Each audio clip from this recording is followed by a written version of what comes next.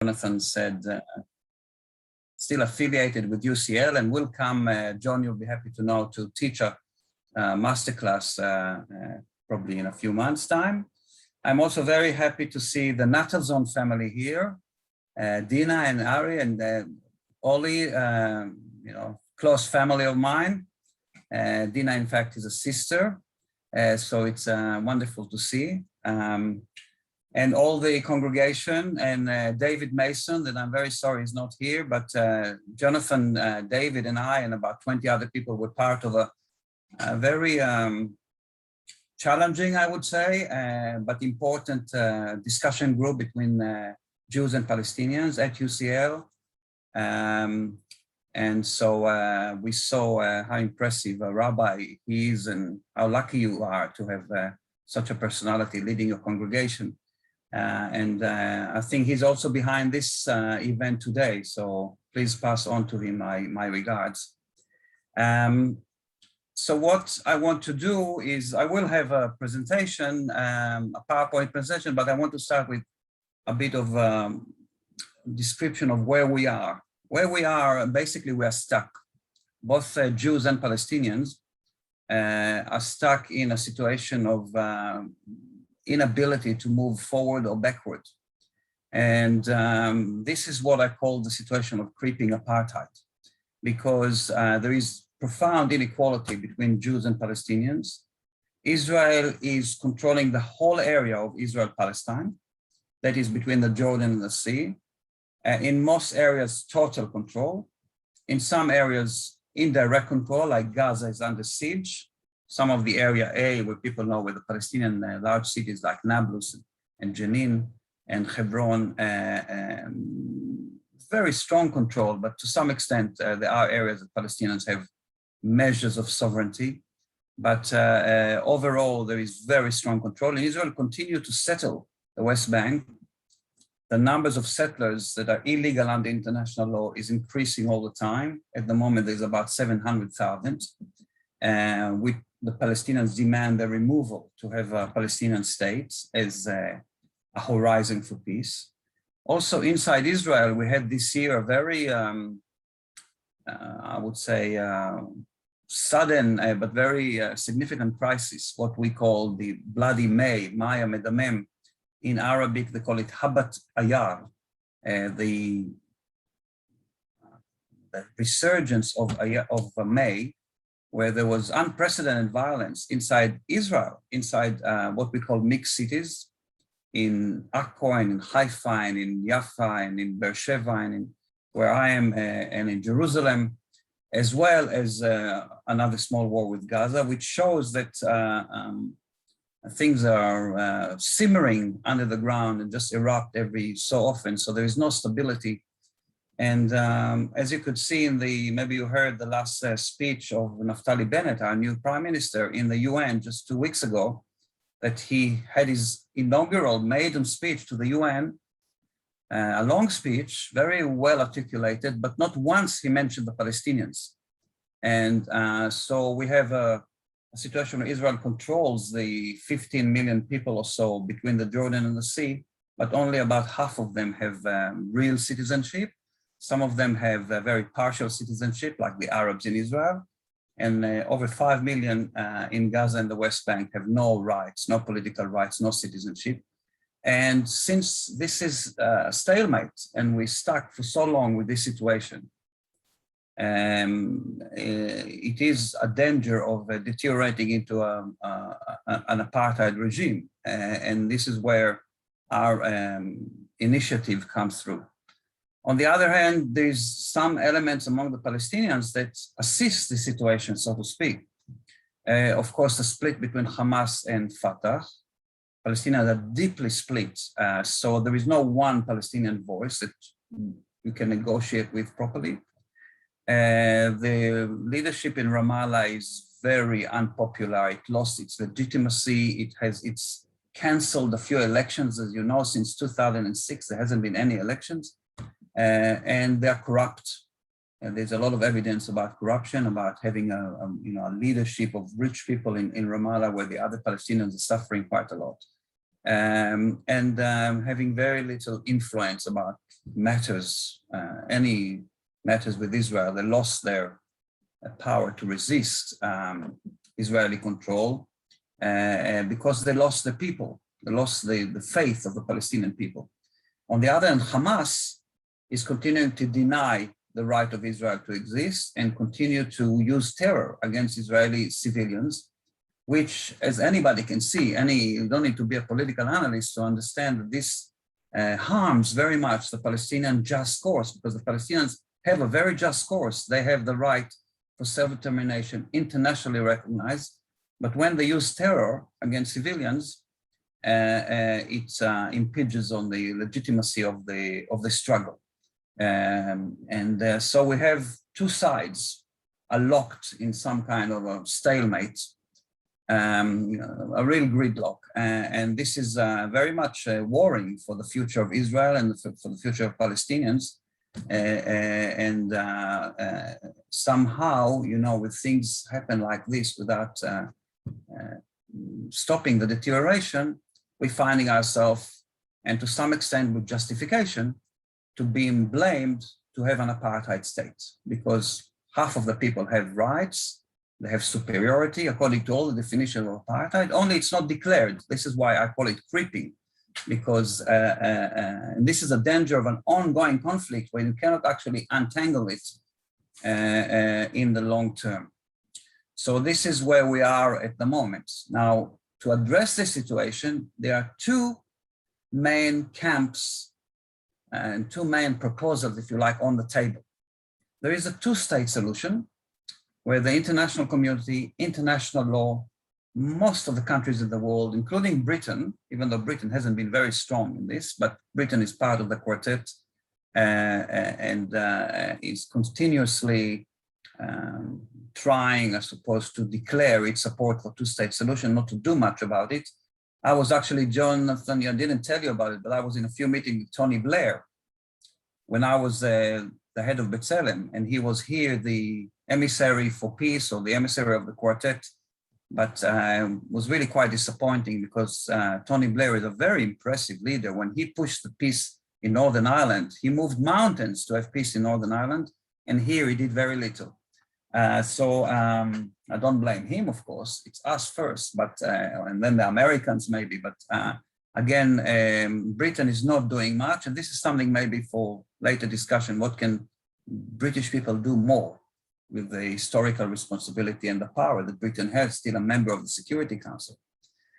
So on the table, we have the two-state solution that the majority of the entire international community supports. International law, it took a while, but the international law has come to, since the 1990s, 30 years ago, the international law is fully supported the two-state solution, according to, and it's very important, according to the 1967 lines, according to what we call the Green Line, because there are other two-state solutions which shrinks the Palestinian state to half, like the Trump initiative, or 70% of the West Bank was supposed to be the Palestinian state with all the Jewish settlements inside.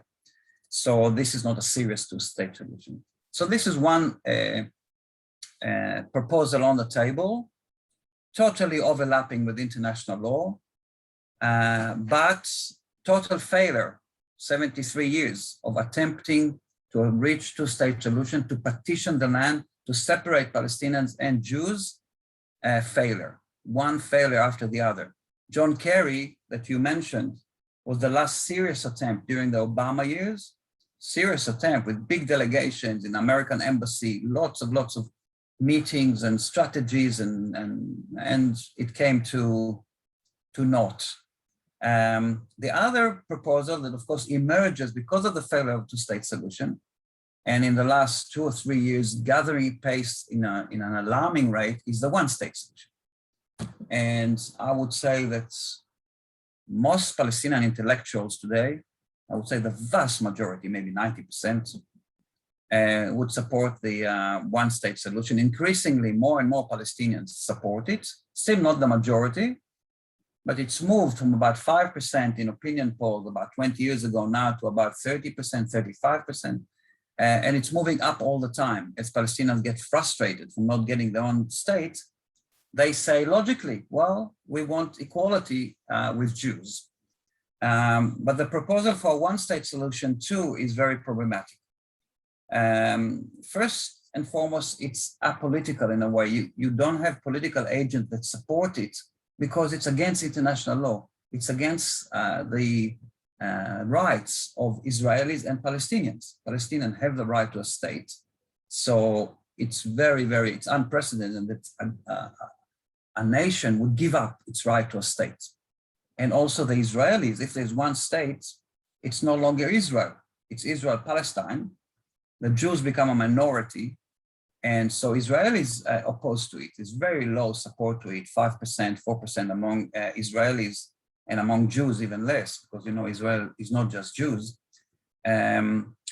But nonetheless, it is the more trouble there is with a two-state solution, and the more the discourse of apartheid is in the air, the more the one-state solution is gathering pace in intellectual circles, in public discourse, on some discussion, although no political force has taken it on. But the more people talk about the one-state solution, the more they ignore the situation on the ground now. So the two solutions really have hit a wall in a way.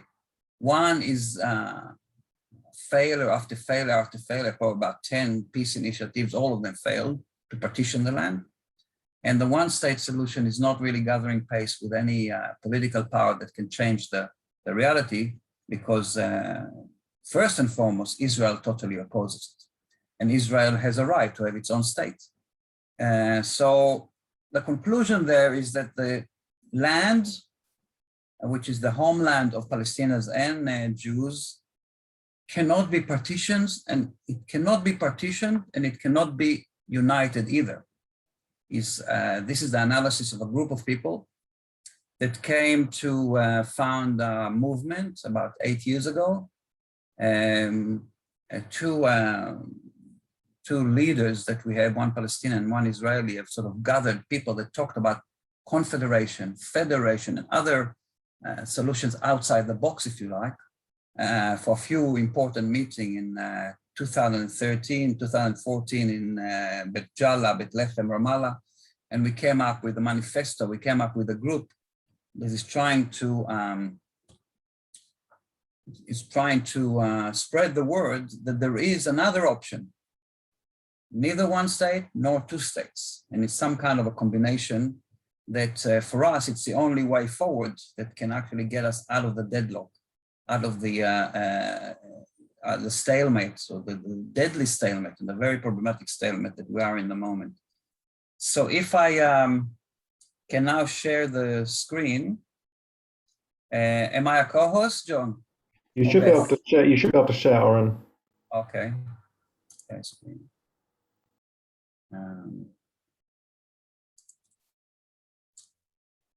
Let's see where we are. Yeah, we can see your screen. Just need to enlarge. No, but I need to get to the.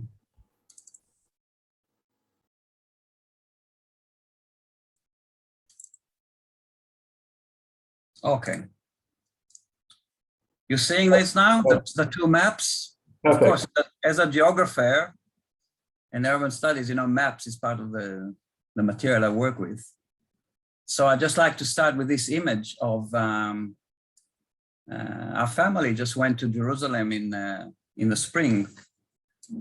It was actually Independence Day. And we went to a shop in Damascus Gate, and we saw these two souvenirs, and we bought them. They're on our fridge at home.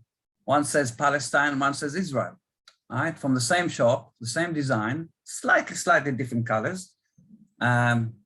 But what does that show us, right? They show us that in a deeper way, the connection to a homeland is almost identical for Palestinians and for Israelis. Israelis, Jews, and Israeli Arabs. This, if you want to think of a possibility of a profound solution, you need to consider first this deep attachment of Jews and Palestinians to the same piece of land. And this is one of the reasons that partition hasn't worked, because it means people giving up. A partition in a traditional sense didn't work, because it would mean borders, walls, passports, impossibility of crossing, and then a country that loses very much big part of its homeland. This, I think, is a good illustration of what our movement started to develop. Now I'm running through some of these slides, and just looking at what else is, apart from the 1 and 2 state solution, some other voices that exist in the political arena before we get to the Confederation, is that, of course, we have a greater Israel, which is the strongest camp at the moment in Israeli politics in various shades. But the right in Israel has ruled over Israel, Palestine for at least since 2009, this is 12 years, and then before 2006, also for about 7 years. So for about 80% of the last 3 decades, the right is trying to implement Greater Israel, that only Jews will have control over the land. The nation-state law that passed recently in 2018 also said that explicitly. Only Jews have the right for national self-determination. And this is a situation that we think will end up in an apartheid. On the other hand, there is a strong Palestinian claim for a greater Palestine. That is, the whole land will be a Sharia state. And this is the Islamic movement. We already talked about it in various hues and shapes. Not all of them the same. Some of them are more reconciliatory, but there is, I would say, a third of the Palestinians that believe in that. And then we talked about the 1-state solution, the 2 ethnic states, the 2-state solution, 2 ethnic states. And the last point is the confederation or union, which our movement is gathered around. So let's just spend about 10 minutes about that. So we call it a land for all, 2 states, 1 homeland. In the past, we had this name, 2 states, 1 homeland, which actually reflects very well what we want to do. But we had a workshop with marketing experts, and these experts, and they told us this name is too long. Nobody has 4 words in the title, etc., etc. And so we changed it to Bilad al-Jamia or Eretz Lekulam. In Hebrew and Arabic, it's actually reduced from 4 words to 2 words. But in English, it stayed 4 words because your language is very cumbersome. So we still have four words, a land for all, but nonetheless, it's the same movement. So we have a very good internet site. If you're interested, we have an active Facebook. I put it down here. Mostly Hebrew, English, and Arabic, mostly in Hebrew, I would say, but other languages are there as well. These are just some flashes of we created a lot of interest. People are very interested because it's something that gives people hope. Some people that show people that a different possibility can be on the table. Not that we've broken through yet. We're still waiting for a real breakthrough, but hundreds of people contribute, come to conferences. Every year we have a conference. Even during the Corona, we had a virtual conference with, I think, 600 people attended. This was in 2018 here, this is in 2017. This is one of the highlights. We were hosted by the European Parliament in Brussels, and we presented, and we had quite a bit of support because, union and confederation and federation is very much a European idea. And we take a leaf to learn from Europe that, of course, it's the graveyard of the Jews and the graveyard of many other people. But in the last 60 or 70 years, Europe has turned to be the region of peace in the world. And that's very appreciated. And they've done that through a solution like what we propose for Israel, Palestine, and for the Middle East. This was a highlight in Brussels. We addressed the whole assembly. There were speeches, there were resolutions. We also presented to the House of Lords in Britain. That was less successful, but still it caused quite a bit of interest. There is one Lord that very much tried to push our agenda. He wasn't very successful at the time, and he was labor-oriented, and now it's Tories. But no doubt it will come back. We presented in in Washington, we presented in France, in Italy, in Amsterdam, and we have different cells. So it's quite international now, the movement. We also, 2021, we won the Luxembourg Peace Prize.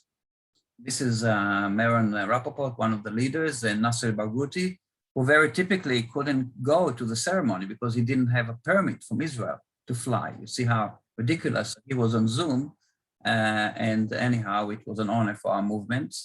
And what do we propose? So here are the key principles. We said there will be 2 sovereign states on the 67 border, just like the international law, without any border changes, because border changes immediately drag behind them incredible conflicts about changing populations and ethnic cleansing of all types. It's much better to keep the borders exactly where they are, but change the management. And this is one of the key principles here, that the borders basically will be open. Gradually, like Schengen-style Europe, that, you know, in the beginning you needed visas and you didn't need a visa and you had a permit to go automatically for a period of time, then you can register as a resident, and now there's total free movement in Europe, a very successful project of international peacemaking, and very regretful in my eyes, maybe some of you not, but in my eyes, very regretful that Britain has decided to opt out of one of the most successful structures in history to turn a place that was riddled with wars to a region of peace and prosperity. But nonetheless, Brexit aside, gradually to establish free movement between Israel and Palestine, it's a key for peace. So far, they tried to do everything by separation, by walls, by guns, by security, but that brought no security and safety to anybody. And we need to think the opposite, that integration is the key, integration without giving up the idea that there is an Israel and there is a Palestine.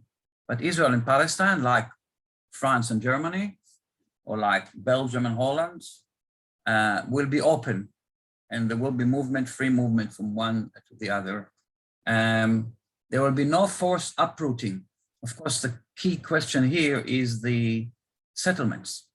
Now, the Jewish settlements are a colonial project. They are there specifically to prevent Palestinian statehood. But if there is an agreement and they become under Palestinian sovereignty, then the sovereign there is Palestine, and they're no longer colonial, and they will become just locality in Palestine, right? They lose all the privileges. Of course, they have to de-arm themselves, as well as the Hamas, of course, has to de-arm. But this takes, it neutralizes one of the worst point of conflict, possibly the worst, which is the incredible power of the Jewish settlements in the West Bank. And you can probably hear about the riots and pogroms in recent weeks of the Jewish settlers in the West Bank. They will be allowed, or Jews will be allowed to live in Palestine, and the Palestinian government will decide who and where, and without any privileges. We assume that most of the Jewish settlers will come back to Israel. But it's important, the principle that they're not uprooted by force, like happened in Gaza, and you could see what the disaster Gaza is, that how the disengagement happened in Gaza. The right of return, which is another huge bone of contraction, will be handled in a way that it will be secured and guaranteed for Palestinian refugees to Palestine, not to Israel, to Palestine. That is the 1 million or so Palestinian refugees around the world that still have no citizenship, which basically they are the people that need immediate support and a right to have a right, and they will become Palestinian citizens. But then they will have freedom of movement. So as you know, the vast majority of the refugees come from Israel proper, not from the West Bank, not from Gaza. So they will be able to exercise the right of return in a different way. But it is answering one of the greatest grievance of Palestinians about the conflict. Jerusalem, which is another huge headache, because it's a mixed city, And it's not just a capital of Israel, of Palestine, it's a quintessential global city, so important for billions of people around the world. So we suggest that Jerusalem will be like a Brussels, will be an autonomous capital region with its own strong local government,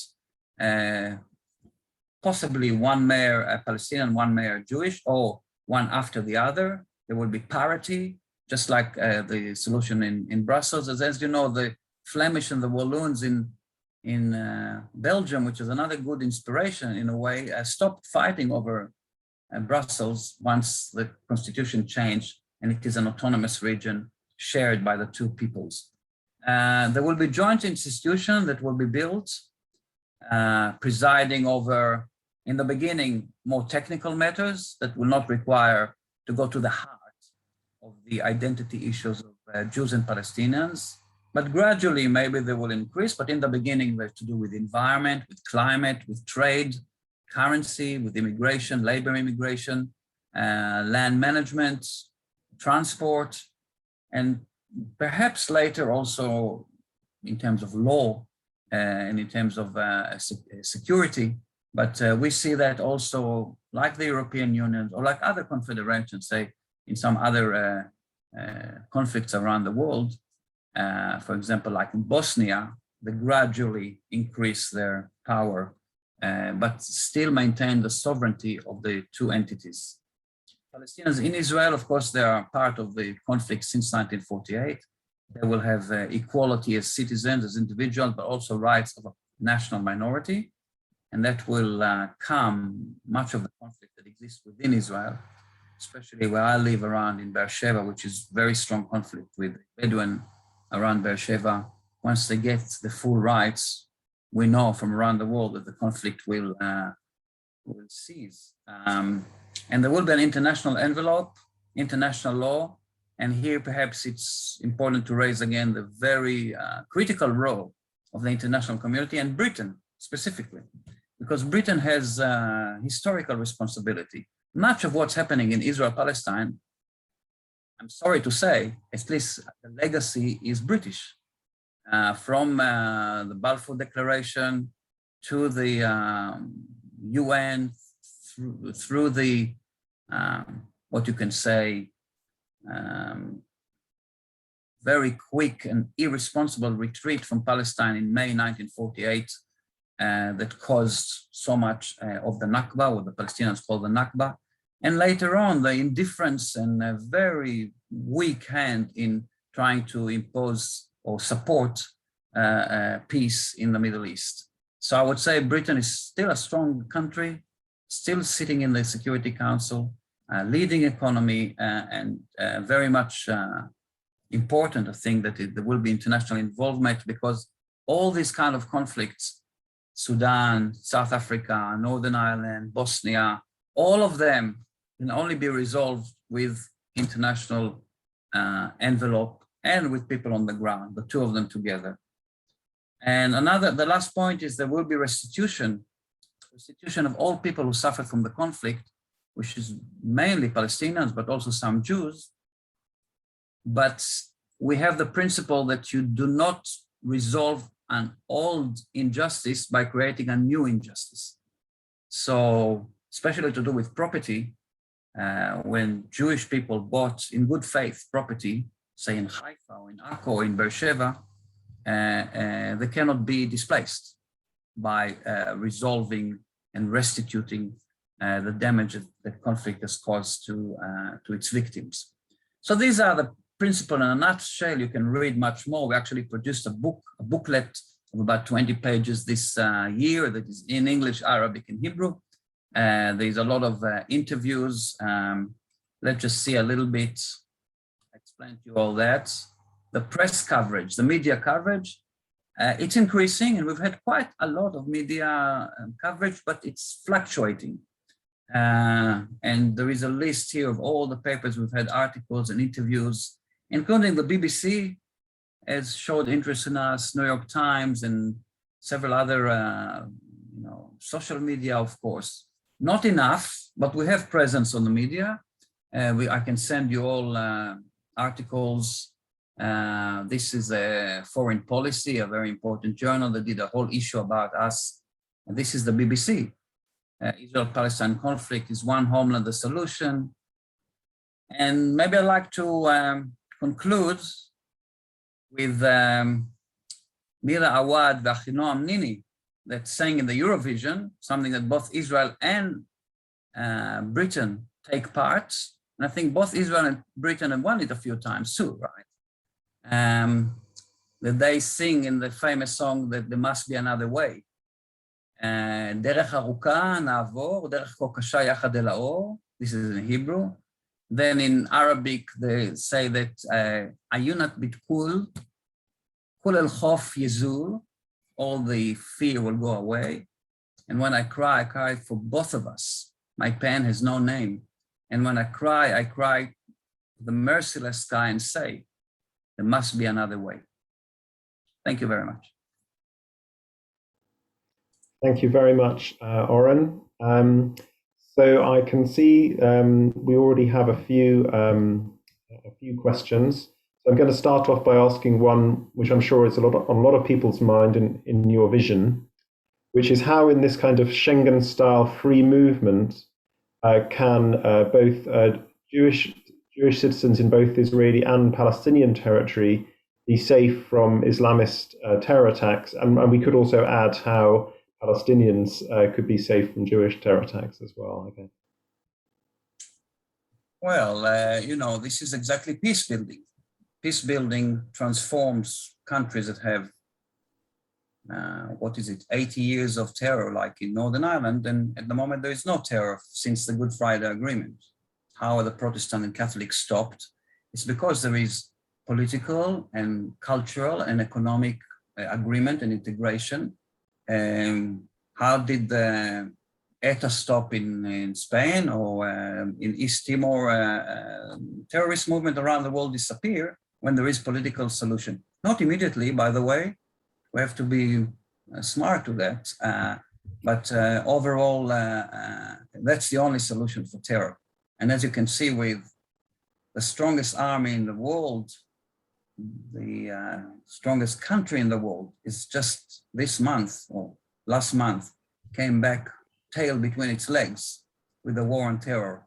So this is an example, if you want, the most recent example that force is actually usually it's a necessary part, but it's not the solution for long-term resolution. So Jews that will live in Palestine, when Palestinians have the right to live in Israel, will not be attacked. Why would they be attacked? If they're not threatening, if they integrate under Palestinian sovereignty. And by the way, I didn't elaborate on that. Jews or Israelis that go to Palestine will not be citizens. They will be residents, like in Europe. That is, they will not threaten the political order, the polity of Palestine. And when Palestinians will come to live in Beersheba here, and you know that in our streets, there's quite a few Palestinians that live here, they will not be Israeli citizens. That is, they will not threaten the Israeli polity. So it's quite important that the citizenship belongs to the other states. There will be, I suppose, even like Britain, we have Scotland and England and Wales. I mean, there is a Scottish parliament, there is a British parliament, there is Stormont in Belfast.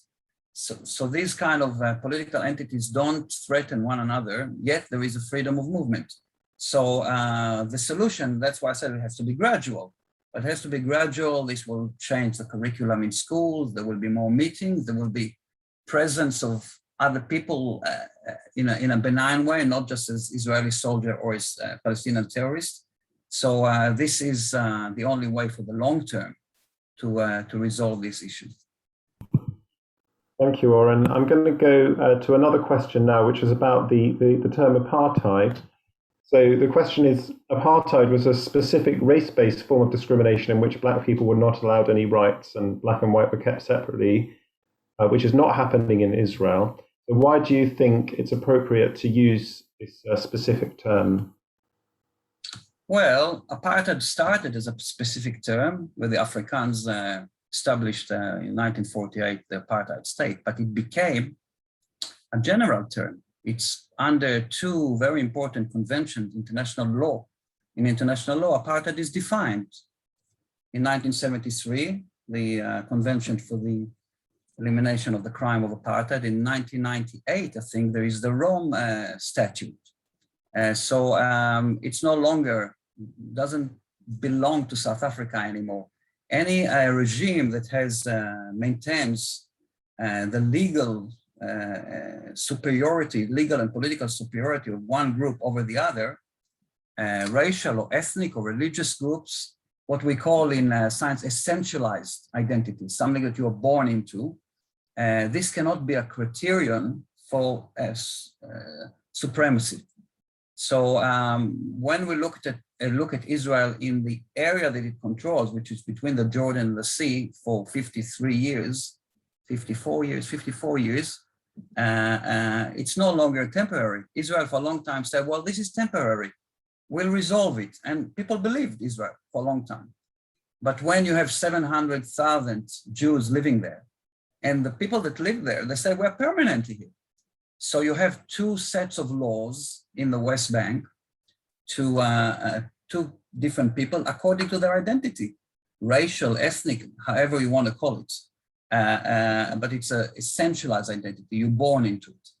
And also inside Israel, we call it, the Arabs in Israel, the Palestinian Arabs in Israel, have partial rights. They don't have full rights like the Jews, because the state is defined as a Jewish state. The nation state law says that only the Jews have the right for self-determination and only the Jews can have immigration. And many other laws, Arabs are not allowed to buy land in many places. In the majority of the land, Palestinian Arabs are not allowed to settle inside Israel. So there is 3 levels of citizenship, at least 3 levels, which resembles, it's not identical to South Africa, but it resembles it. And much regrettable and of course illegal, and we must try to move ahead of it. It's no longer temporary, it's no longer military, it's now civil, and it's very much part of Israeli politics. Even this government that we have now, new government, has I think 3 or 4 key ministers that are settlers themselves. So you cannot separate the settlement from Israel, and therefore you see how there is one law for the Jews and one law for the Palestinians. And it's very much according to the International Convention.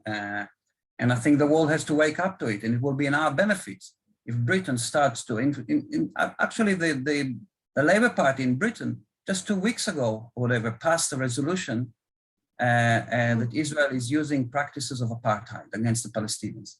So more decisions like this will make Israel move, hopefully, like it makes other countries around the world, like Serbia and Northern Ireland and Sudan and South Africa, or whatever. Countries move when there is international pressure and criticism.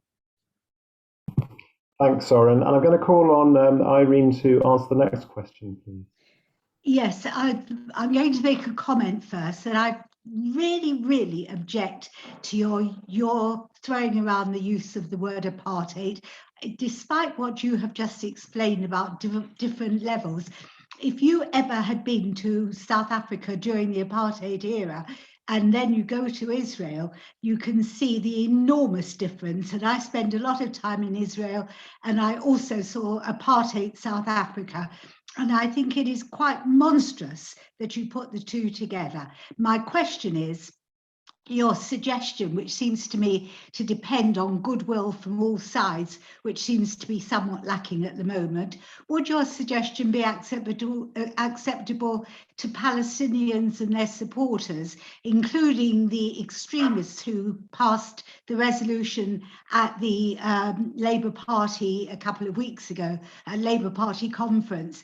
And indeed, those are the same extremists who put that resolution about Israel as a higher priority than any other thing in this country, any other problem in this country. So you can see what extremists they are. So I'm asking you, would your suggestion be acceptable to Palestinians and their supporters who claim the land from the river to the sea, i.e. the elimination of Israel?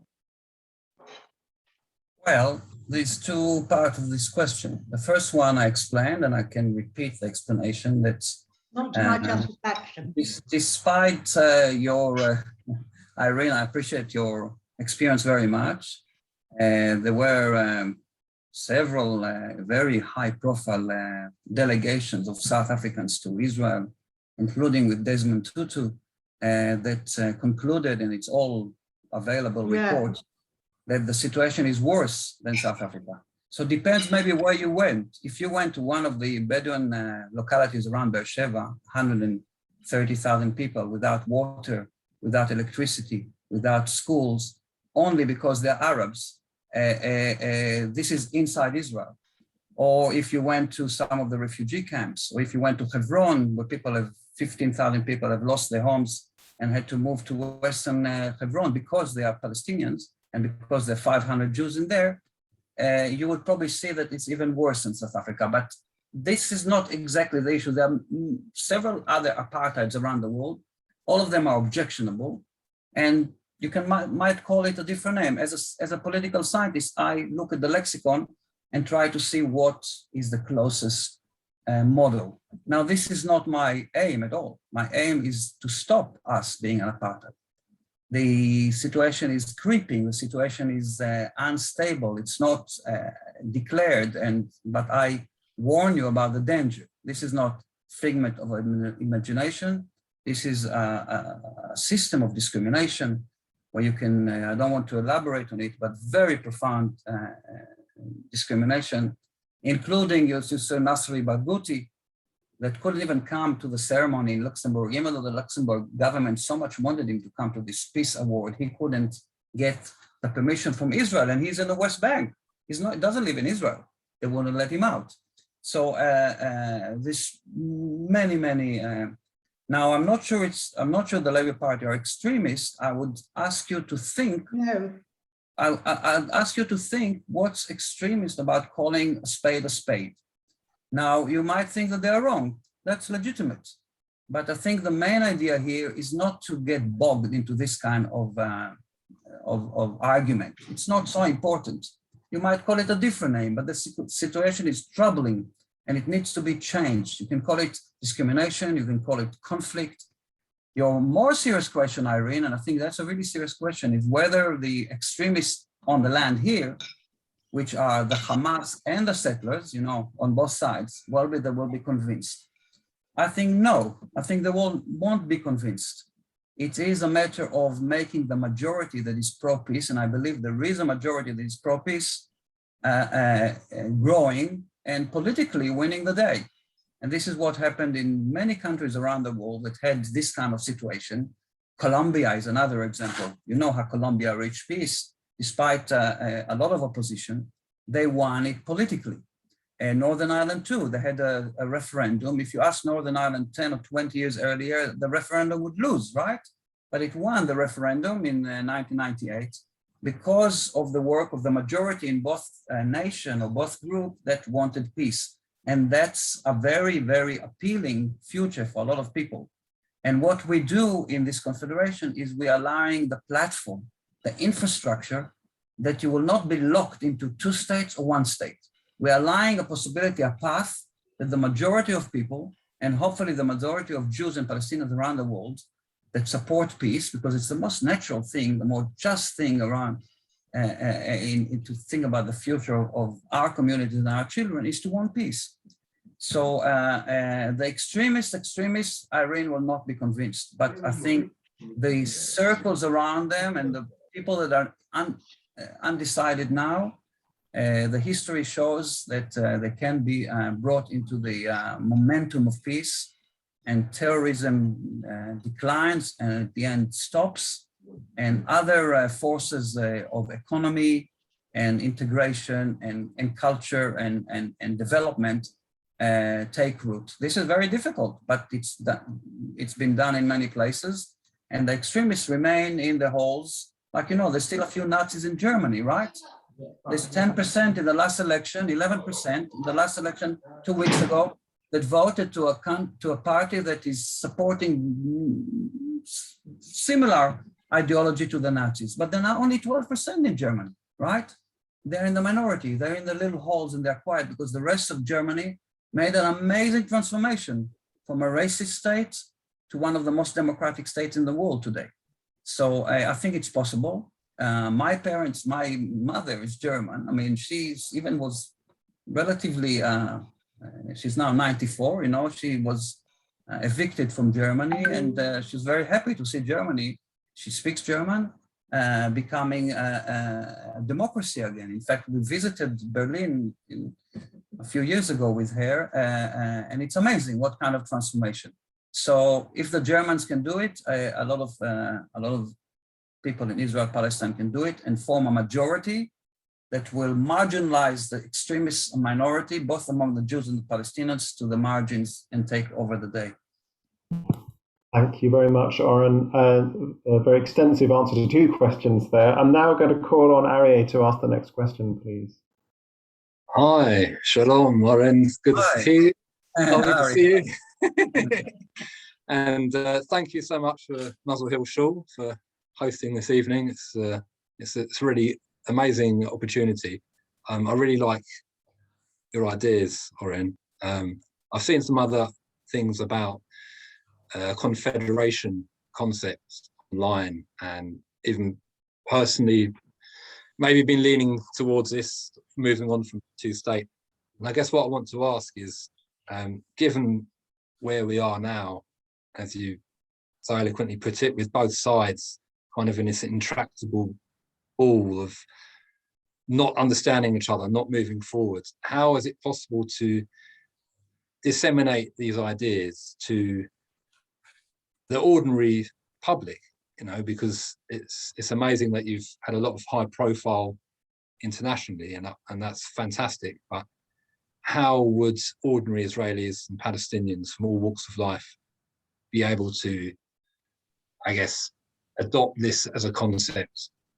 How would you go about trying to do that? Well, we've been trying. It's very, very difficult because people are very established in their opinion. It's very, very difficult to move people, especially when the leadership is not making a great effort into moving. Because let's face it, it's not. There's no symmetry. Israel is much stronger, and many Israelis are relatively comfortable while controlling the Palestinians. Now, we know it's not sustainable. We saw many events like this in history, because Jews and Palestinians are about the same kind of population, about 7 million Jews and 7 million Palestinians. And more than that, it's immoral to control and oppress some other people, no matter what name you give. It's immoral, and the Jewish cause around the world, I think, especially after the Holocaust, where we faced total genocide, is that Jewish existence is based on morality, on consciousness, on being right in our opinion. And at the moment, so being immoral regime, immoral society is very troubling for Jewish society. So in that respect, the situation is as I described. But in terms of changing people's opinion, there is a lot of work that has to be done in all kinds of scales, we call it. It has to be done in communities. I've done about maybe 50, but some other people, I think at some stage they calculated we've done 1,000, what we call in Hebrew, chugei bait. It's going to groups, to houses, to people and talking with them. And usually, there is some opposition, some hostility, but a lot of people are moving in this direction because they know that the 2-state solution has failed. It will continue to fail. It partitions the homeland. And also we know that even if it succeeds, and I will not be against it, but it will create a lockdown, impoverished Palestinian state that will be in 2 regions, disconnected, and very, very difficult to have any kind of real sovereignty. You know that at the moment, the Israeli economy is strong, and our GDP, I think, is very similar to Britain. It's about $45,000 per capita. And you know what Palestine is? It's less than 4,000. So it's a 10th. The gap is incredible. Now, historians that studied the 1940s, they said that the Jews and the Palestinians had about the same standard of living. So we don't want to maintain this kind of disparity, because the peace will not be very stable. And if there is a segregated, ghettoized Palestinian state, I would, as a political analyst, I would say that it's very likely that the Hamas will be the government, and the Hamas will instigate conflict whenever they can. So on that ground too, the two-state solution, a lot of people more and more are convinced that it's not good for Israel, right? And it's definitely problematic for Palestine as the old-fashioned two-state solution with walls and total separation, like Ehud Barak said, they are there and we are here. It's impractical, it's immoral, it also will not bring security. So, and then they don't go all the way to the one-state solution, because that means, like some people say here, it's no longer Israel. And Israel, like for us, is very dear. We want to have good, stable, democratic Israeli society. So this is a convincing argument, but it's very, very difficult. We've increased our membership every year, a few more hundreds, but it's still not enough. So this is one scale, is the local talk, conferences, etc. Another scale is the political level. And we have some now in the Knesset, Israeli Knesset, some supporters. For example, Merav Michaeli, the head of the Labour Party, is a supporter of our movement. Tamar Zandberg, who, by the way, I was her supervisor in her master's degree. She's one of the leaders of Meretz. She supports us. Now, and Ayman Oda, who is the head of the joint list, the Arab list, is also supporting our idea. So there is, and we can appeal also to right-wing people, not totally, not apartheid people or supremacy people like some, but right-wing people that say like Gidon Saar or Ruvi Rivlin. By the way, one of the figures that supported us publicly was the president, Reuven Rivlin, that was replaced recently. He supported a confederation. So these people, right-wing people that have the whole land, for them it's very important, Eretz Yisrael Hashlema. And when Jews have the right under an agreement to live anywhere in the land of Israel, and Jerusalem is a united capital, like the right wing has promoted for many years, the left was against. But we can appeal to some of these populations. Among the Palestinians, it's easier, because most Palestinians, if you meet them in London or anywhere else, they would say they take any solution that fulfills their rights, because they're so oppressed and so depressed that they will take any solution where they have the national self-determination, the right of return, and the basic rights that every nation has around the world. And in the minimalist sense, the right of return is, of course, to Palestine. And there is the Arab Peace Initiative that guarantees that, but Israel is refusing to fulfill it. So in that respect, Ari, I think our work is to work on these three levels: the community, the political, which is gradually moving, and the international, what we're doing now. I've spoken to maybe 50 international gatherings, and it's a matter of people writing letters, talking to MPs, supporting people in various ways. It doesn't have to be a total support, but that Palestinian rights are important, that Palestinian rights are actually the key for Jewish rights. At the end, the security of Jews in the Middle East depends not on Iran, not on Syria, it depends on reconciliation with the Palestinians. The minute the Palestinians and the Jews reconciliate, the whole other threats will be reduced and sometimes vanish. And I think, as I said, the international level is what you can do, and raise both Britain's roles and wherever you work or wherever you talk, and in your synagogues and congregations, the possibility that there is another way to achieve peace. Thank you, Oren. I am acutely aware that we've come up against the hour. If people are happy to carry on, there are a few more questions. Oren, I don't know if you have time. I appreciate it's already late there. Maybe we could do one or two more. What do you think? Yeah, last one. Let's do the last one. It's 11 o'clock. Okay, this is going to be a tricky one. I'm going to have to. I'm probably going to have to choose. Well, there's one that was asked earlier, which I think is really relevant to the two states, one homeland model. So I think I'm going to go back to it if that's okay. And I'm sorry to those who didn't get a chance to ask. But the question is that the comment is the right of return is for 6 million Palestinians, that the Palestinian refugees, not just the 1 million who are currently stateless. So how does this vision envisage that Israel remains a Jewish majority state? Well, it's a very good question. It's one of the heart roots of the conflict is the Palestinian refugees. The conflict will not be resolved until there is a resolution for the refugees. Now, as we said, there is the group that is mostly, it's even less than 1 million. It's very hard to estimate because it's very hard to know who is a Palestinian.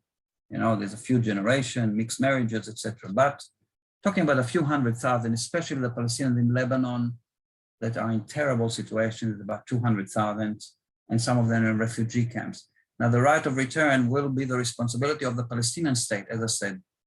None of the people that will be returnees will become Israeli. They will become Palestinians.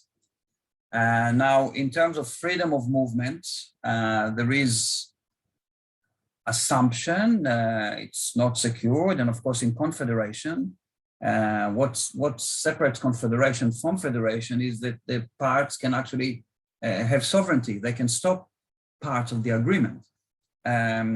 If too many Palestinians will move to Israel, that could be a concern. We don't think so, because the country is very small. You know that Israel and Palestine together is the size of, what is it, London to Bristol, I think, something like this. That's a whole country, right? So what we've seen in the past is that, for example, until 1993, the whole country was open. For 25, 27 years, the economy was totally joined. And Palestinians didn't move to Israel because it's short. Beersheba to Hebron is half an hour. No doubt there will be many people that will come to work in Israel. It's a strong economy, but most Palestinians would prefer to go back to the communities and to their houses. It's not, someone said it depends on goodwill. It's not just goodwill, it's how we know human behavior. There will be Palestinians that will move to Israel, but not as citizens. And also Israel will have the ability to limit it through planning law, through housing, through different politics of the agreement with Palestine. But the principle will be that freedom of movement. Now, freedom of movement quite often could have various, as you saw in Europe. It could be freedom to visit, freedom to stay a specific amount, say a week or 3 days, freedom to work, which might not be guaranteed, freedom to reside. There's many freedoms of movement. The key issue is to integrate for freedom of movement of various types. The same with Israelis that are interested to live in the holy places for the Jews in the West Bank, and etc. So there will be definitely, it's not an easy process, but the right of return, as we imagine, both with the estimate of who wants to come and the estimate of who will want to move to a different place, is not likely to threaten Israel in a way that is very different from today. Now, I say that Jerusalem, Haifa, Beersheba already, this large amount of population is already Palestinian Arab. In the metropolitan area of Beersheba, I think there's something like 300,000 Bedouin Arabs, Palestinian Bedouin Arabs. So it's not going to make much of a difference if there's 50,000 more, right? Because we are in that kind of mixed binational environment already. So the region is binational, but the political rights will be Israelis and Palestinians. And I think that's one of the beauties of our vision. It allows to do that. And Israel is a sovereign state, and I very much care for that to continue and not deteriorate to some kind of a one state where there's all the time conflict. Will have the right to negotiate. What does the freedom of movement mean? And like all the countries in Europe, it just changed. During the Corona time, I think some of the European countries closed their borders, right? For quite a while. So you can see that they have the ability, even in a confederation like the European Union, they have the ability to close the borders for certain reasons. And I think we must address the right of return, again, both politically and morally, but we must also make sure that it doesn't destroy Israel. And I think our solution has a good path for that. And I encourage you all to read more, to think more, to be on the side of peace, which is not taken for granted all these days, not to forget the marginalized, the people that are left in the dark, the part of our world and part of our security for the future too. Thank you, Oren, and great to end on such a positive note. So can I ask everybody please to just give Oren a quick round of applause, and thank you so much. And good luck. Yeah. Thank you.